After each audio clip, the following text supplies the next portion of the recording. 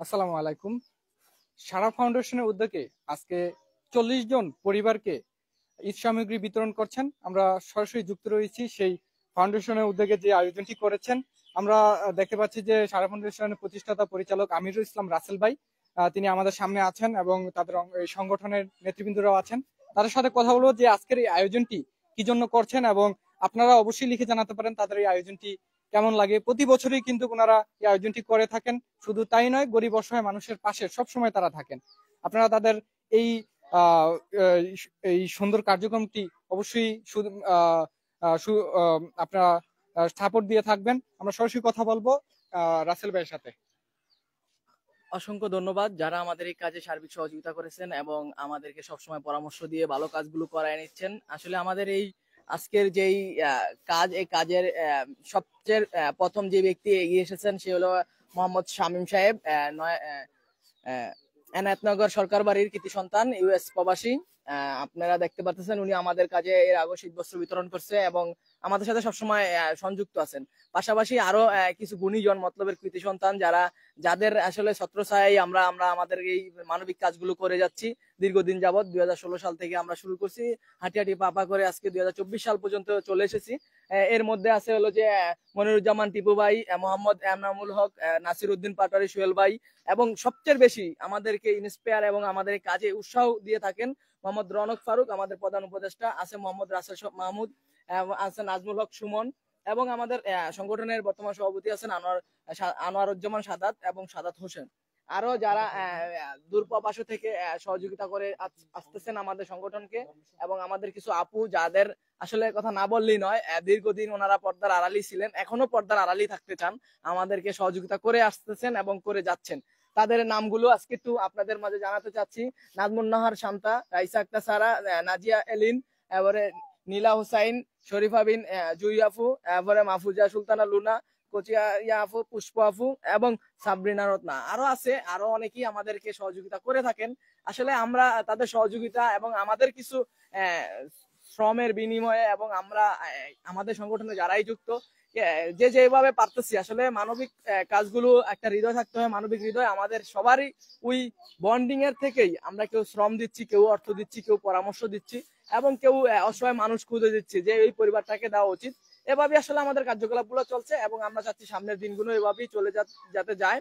এবং আমাদের মতলবের যদি কোনো হৃদয়বান ব্যক্তি, যে জিনিসটা আমরা মেসেজ দিতে চাচ্ছিলাম বারবার, হৃদয়বান ব্যক্তি বা কোনো দন্নাট্য পরিবার, আদার্স যারা এই সামাজিক কাজ করতে যুক্ত, তাদের মধ্য থেকে যদি কেউ আমাদেরকে অন্তত 10% জমি কিনে দেয়, আমরা একটি বৃদ্ধাশ্রম এবং এতিমখানা নির্মাণ করার জন্য অনেক ট্রাই করতেছি। আসলে আমাদের সভাপতিত্বে শুরু করে আমরা যারাই আছি সবাই অনেক চেষ্টা করতেছি যে আমাদের নিজস্ব একটি ভবন হবে এবং সেই ভবনে যাতে আমরা এরকম একটা কার্যকলাপ করতে পারি।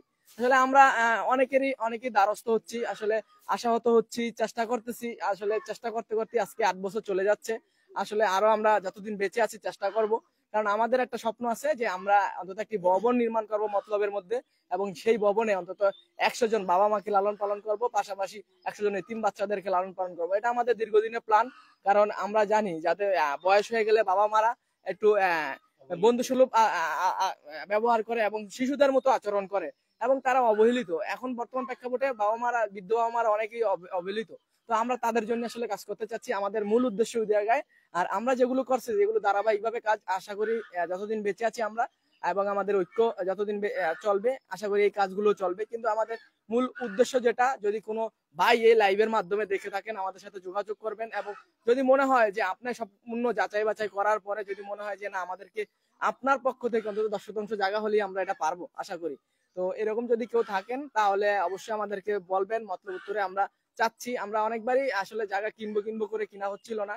এবার খুব চিন্তা ছিল যে এবার কিনবো। আসলে আমার ব্যক্তি এবং মিলে প্রায় 2 লাখ টাকা আমার ব্যক্তি ফান্ডিং দিব। আমি চিন্তা ভাবনা করছি যে অন্তত 10% জায়গা যদি কেউ কিনে দেয়, সেখানে যদি আমারও 2 লাখ টাকা দিতে হয়, আমি 2 লাখ টাকা আমার ব্যক্তি অর্থায়নে দিব। আমি চাই যে অন্তত আমাদের একটি ভবন হোক এবং আমরা অন্তত বাবা মাদেরকে লালন পালন করি। আজকে আমি এটাই বলে শেষ করছি। আমাদের সভাপতি আছে, সেক্রেটারি আছে এবং আমাদের ধর্ম বিষয় সম্পাদক নাইম আপনাদের সাথে একটু কথা বলবে। সুপ্রিয় দর্শক, আমরা সরাসরি চলে যাব নাইম হাসানের কাছে। আসলে আপনি কি কিছু বলতেন এই বিষয়ে? আসসালামু আলাইকুম। আজকে সারা ফাউন্ডেশনের উদ্যোগে অর্ধশতাধিক পরিবারের কাছে ঈদ সামগ্রী বিতরণে অনুষ্ঠানে আয়োজিত।